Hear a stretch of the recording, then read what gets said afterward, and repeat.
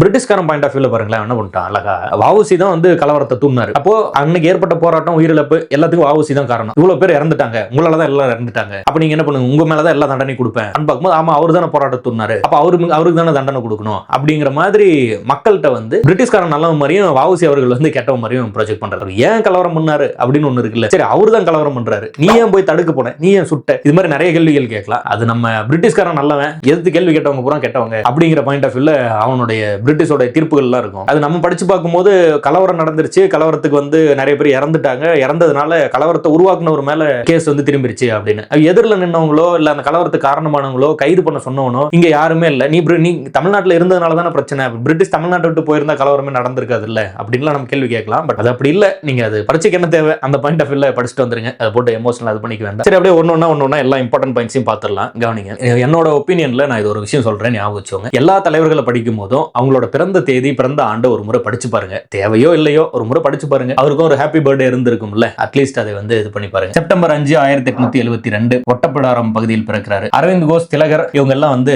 இந்த கேசரின்னு ஒரு பத்திரிகை, மராட்டான ஒரு பத்திரிகை திலகர் நடத்துவாரு. அந்த பத்திரிகையில இந்த விஷயத்தை பாராட்டுவாங்க. அதாவது இவர் அந்த ஸ்டீம் நேவிகேஷன் கம்பெனி ஒன்று உருவாக்கிறாருல்ல, அதை வந்து அவங்க பாராட்டி எழுதுவாங்க. அரவிந்த் கோஷும் திலகரும் தமிழ்நாட்டை சேர்ந்தவங்க இல்ல, பட் ஆனா கூட மிக முக்கியமான தலைவர்களாக இருக்காங்க. அப்போ திலகர் எவ்வளவு முக்கியமான தலைவர் இல்ல, அவர் வந்து தன்னுடைய பத்திரிகையில அவர் என்ன பண்றாரு அப்படின்னா, இந்த மாதிரி தமிழ்நாட்டில் ஒரு ஒண்டர்ஃபுல்லான ஒரு மூமெண்ட் நடக்குது அப்படிங்கிற மாதிரி அதை பாராட்டி எழுதுறாரு. செக்கிழுத்த செம்மல், கப்பலோட்டிய தமிழன், இதெல்லாம் அவருக்கான அந்த பெயர்கள், பட்ட பெயர்கள் கூட வச்சுக்கோங்க. கப்பலோட்டிய தமிழன், செக்கிழுத்த செம்மல். பவள ஆலை, அந்த கோரல் மில் ஸ்ட்ரைக் அப்படின்னு ஒன்று பார்ப்போம். தொழிலாளர்களுக்கு போதுமான ஊதியம் இல்ல, வேலை வாய்ப்புல வந்து போதுமான ஒரு இது இல்லாம இருக்கு. அதை எதிர்த்து இவங்களே என்ன பண்றாங்க அப்படின்னா, வாலண்டியரா வேலைக்கு போகாதீங்க, ஸ்ட்ரைக் பண்ணுங்க அப்படின்னு சொல்லி ஸ்ட்ரைக் பண்ண வச்சு அந்த போராட்டத்தின் விளைவாக வந்து தொழிலாளர்களுக்கு என்ன டிமாண்ட் பண்ணாங்களோ அந்த தேவை வந்து கிடைக்கிற மாதிரி வந்து ரிசல்ட் வந்து வந்துடும். என்ன பிரச்சனைனா, ஒரு நம்ம ஊர்காரனே ஒருத்தன் தொழிற்சாலை நடத்துறான்னு வச்சுக்கோங்க. அந்த தொழிற்சாலை நடத்துறவன் பிரிட்டிஷ்க்கு பணம் கட்டுறான். அப்ப அவன் பிரிட்டிஷ்காரனுக்கு சப்போர்ட்டிவா இருக்க மாதிரி ஆயிடுது. நம்ம ஊர்லயே கொஞ்சம் பேர் போய் வேலை செய்யறாங்க. அந்த வேலை செய்யறவங்க அந்த நம்ம ஊர்காரனே இதை தொந்தரவு பண்றாங்க. இப்ப இந்த வேலை செய்யறவங்க எல்லாம் சேர்ந்து